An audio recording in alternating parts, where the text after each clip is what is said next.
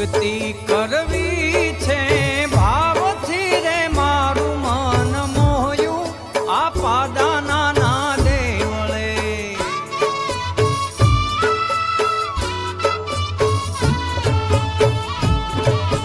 ભક્તિ કરવી